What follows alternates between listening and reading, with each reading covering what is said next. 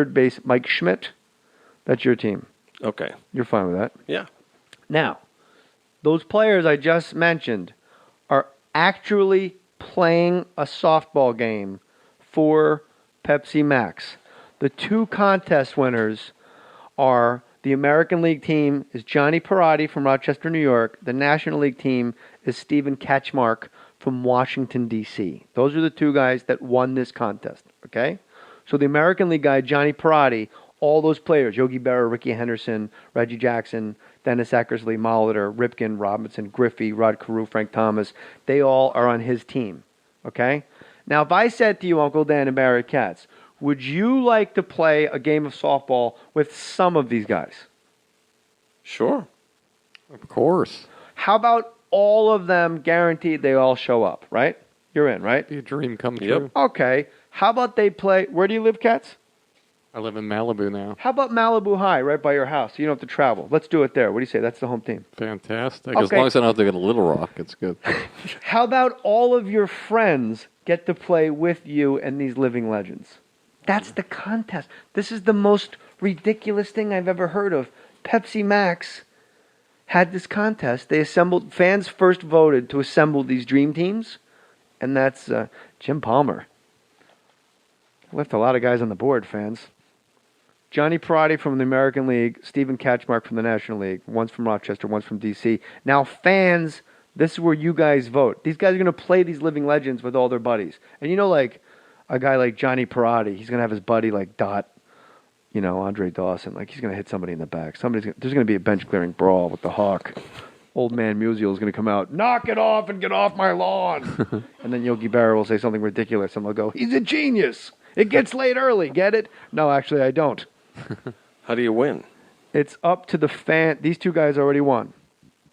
Now it's up to the fans to decide which of these guys' hometown is going to host the Pepsi Max Field the Dreams game by voting at MLB.com/Pepsi Max. So for you, we decided I needed a cool name for listeners. Like Ralph Garman has his Garmy. And there's like Death Squad is Death Squad, and like other guys they have like that, like Smodka, like we like I don't have. And then somebody said morons.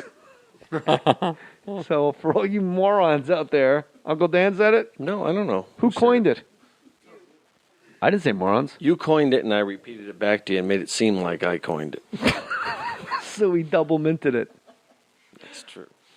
So for all you morons out there. I don't know if that's a lovable asshole. I'm calling my fans morons. Can't we come up with something? What you like it? Angie likes it. Here's the deal. Pepsi is sponsoring a podcast, and this is like ridiculously huge, great news because you know it's Pepsi and it's a giant conglomerate, and they're saying, "All right, we'll throw our hat in the ring with the podcast world." So can in the ring, I think. We'll throw our. They don't say hats over there, Pepsi.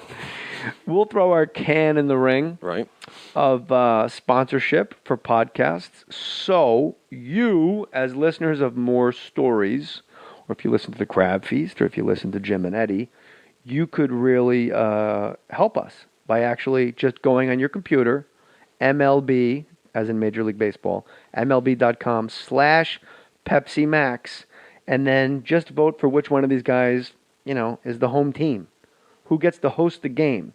And I guarantee you, if we make our web presence felt with a lot of votes from the Mohr Stories listeners, Pepsi will say, hey, we should probably continue to advertise with this podcast because 300,000 people voted on this contest that we had, and it seems like a good investment. So that's how you could help. I'll vote tomorrow. Not tonight? No, I don't think so. What, you got reality shows? I asked Uncle Dan. Yeah. I asked Uncle Dan to pitch reality shows. Yeah, you're just asking for a few ideas. I want to hear them. Okay, let me. Well, I'd like to hear about it, potheads. I was telling you that my favorite show was Ice Road Truckers. Yeah, you both picked really weird ones where you can't win anything. Intervention. Actually, with Katz, with intervention, you win your life. So that really is the ultimate. It's either that or being like born again. Well, and he picked Ice Road Truckers. Like that's the one he wants to be on. Well, it would be the most fun to me to drive those trucks through the. What's fun? You're alone in a cab. It's 50 below. Well, anyway, what I was saying what I was saying is probably the three biggest ones out now are Ice Road Truckers. Then you get the guys that get called crabs out there, Deadliest Catch, and then you get that new show in Boston, Wicked Tuna, right? So what I'm thinking is those shows are great, but they're a bunch of bunch of guys, and all you do. I mean, how many times can you see some guy haul crabs in or catch fish or whatever it is? So. Swamp people, like stuff like that? Yeah, swamp people. But what I was thinking is you kind of parallel these shows and you see what these guys do after the season is over. These guys, let's face it, these crab guys are out whoring around all in those towns and everything else like that. So what I would like to do is have a reality show. You know what? I need my glasses or sunglasses. I can't even read my own writing here. Where are your Volkswagen bug glasses? Where's my Volkswagen? Where's your Volkswagen van glasses? This will do perfect, I think. Well, Uncle Dan prints it out. Forget about that. He just tried on Angie's glasses and went. Okay, he just saw the space shuttle going by. Right. Instead of the Deadliest Catch, we have the show about these guys' girlfriends and wives and all that stuff. We call it the Deadliest Snatch. Oh my God! Really. Instead of Ice Road Truckers, we got Ice Road Fuckers. Why are you going? And then instead of Wicked Tuna, we got Wicked Puda. What's a puda? You know what a puda is, don't you? Why are you looking at her? There's no HR here. There's no HR here. I'll see you at the trial. I'll see you at the trial. Puda means vagina. So what is it? Wicked vagina. Well, I'm just. That sounds like it could be on I'm ID. getting a little X-rated, stuff instead of this just boring stuff. Don't work blue just because Katz took your minutes. It's just one of those nights. Katz didn't take my minutes. He took your minute. Look, you were like Landry Fields. You were like 2 for 2 in the first quarter, and then they put Mello and the bigs in, and you just sat, just accepted. Yeah, well, and then I was thinking of one show that might You're doing be a good great. show. Instead of the Bachelorettes, Yeah. you could have the Spatulorettes about female short order cooks. That I like, the spatulette. I like that, the spatulettes. Ice cream truckers. I was thinking of that. I wish you got to that instead of the dirty one. That ice cream truckers is All right, incredible. we'll skip the dirty ones. I think I explained the show I thought of, the Fabulous Fakeovers. Did I ever tell you about I that don't one? know what that is. Well, what you do is, you got the makeover shows Yeah, where you yeah. have somebody come here and they spend 6 weeks. And what you do is you have What, on the house or on the face? No, the face. You get someone to come out here and you fix them all up and everything. But in the meantime, Out here meaning Los Angeles. Los Angeles, they lose weight, they change, and then you at the same time you hire an actor or an actress, depending, that looks sort of like them, what they're going to look like. Then when you have the show where you go back, you have this actress go back and start insulting all the people, that have come to welcome them back into the thing there. Wait, don't gloss over that. Such a good show. No, it's a great idea, but I don't think you explained it well. So if the person winds up when they're done looking like Mario Lopez, Yeah.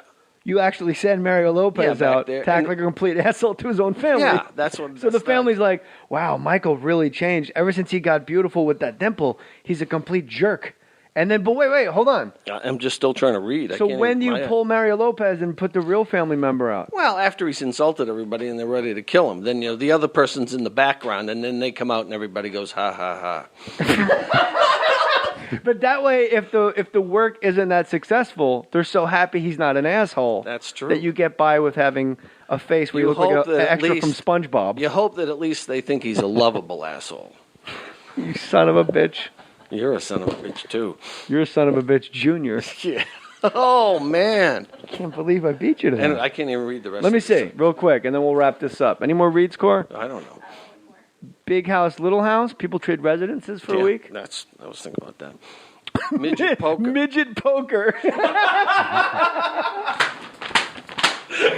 Uncle Dan is hot. You know what? It's not who starts the game, Katz. It's who finishes the game. That's right, baby. Fourth quarter, 3 minutes left. Here's J.R. Smith. He's not giving up his minutes. Midget poker. Dwarves and midgets play poker with giant-sized chips and cards. What do they look? You mentioned dwarfs and midgets. Is there a Midgets are a little smaller, I think. No, midget is a derogatory term. it's like the N word for Is it? little people. Yeah. They like to be called little people. I'll say little people and dwarves then. Oh, midget poker is as good as it gets. Okay. Any network would be foolish to turn that down. They would. 4 funerals And the byline of the show is, "Too bad you got to die to have this much fun." What's that show about? Well, there's a show 4 weddings. You flip it over and have 4 funerals. You show the morticians and go through that whole thing. Oh my! Heavenly Poker. Priests, rabbis, and ministers play poker for a chance to win money for their charities. Wicked Puta. That's all. Which one of these cats? That's a 3-page. They're all in the front. Well, it's only in 1 page. Cats. Which one of these would you actually, if you had to, go to like Doug Herzog and say? I don't know if I go to Doug Herzog, but I think there's whatever. I think there's something. And if you do, don't use the word midget, please. That's right. I think there's always something interesting around. Again, you always chastise me for this, but I think that there's something about things that haven't been done or seen before, and I think that there's something unique for the Food Network. Again, it's limiting, but I think there's the ice cream thing. And there's something around desserts and ice cream and things. People always love desserts, but they don't know the behind the scenes of what happens. In an ice cream truck? No, just to get a lot of stuff happens in an ice cream truck. Behind the scenes to make the product and to package it and then to finally get it to its destination. I think that could be something for an ice cream. He's talking about driving an ice cream truck across the frozen tundra. Well, if that's what you're talking about, then no, just regular. That's not what I was talking about. Just regular ice cream trucks. I'm going midget poker.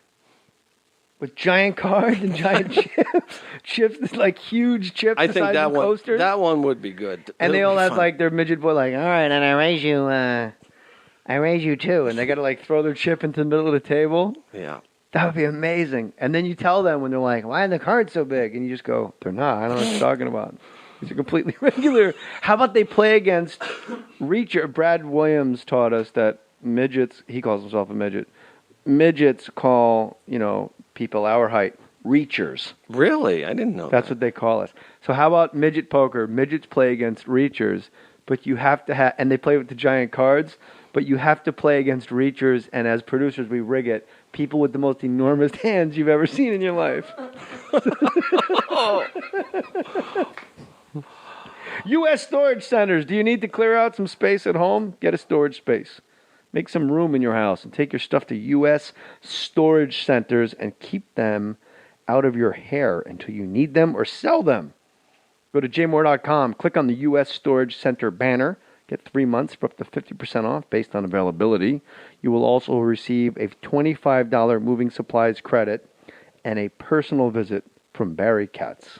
They'll give you boxes, locks, whatever you need. These are some of the good guys. They support Cureit.org. That's K as in kidney cancer research charity, Cureit.org. You as a customer can contribute by rounding up to the nearest dollar. For example, if it's $81.05, you round up to $86 and they match it. 100% of that money goes to kidney cancer research.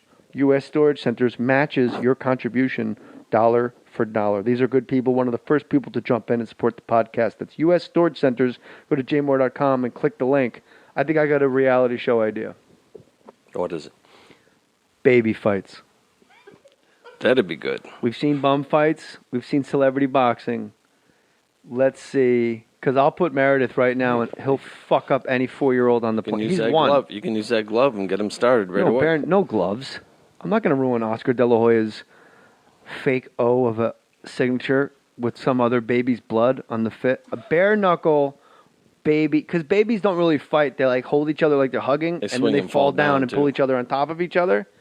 But I think Meredith could actually like break orbital bones. Man, he's big. He is an animal. You go like, hey, he's a little monkey. He's a gorilla. He's not like the others. He's a champ. I'm telling you right now, I'm calling my shot. Anybody listening to this podcast, write it down. Meredith Daniel Cox Mohr. Champion. No doubt in my mind that kid's a champion. Whatever he chooses to do. Maybe he's a champion home appraiser. Maybe. I am too. Maybe. So it's in the blood. It's in the blood. But I'm telling you right now, that baby's a champion. And if we get baby fighting off the ground, it'll be on right after midget poker. I can make little rings. Yes.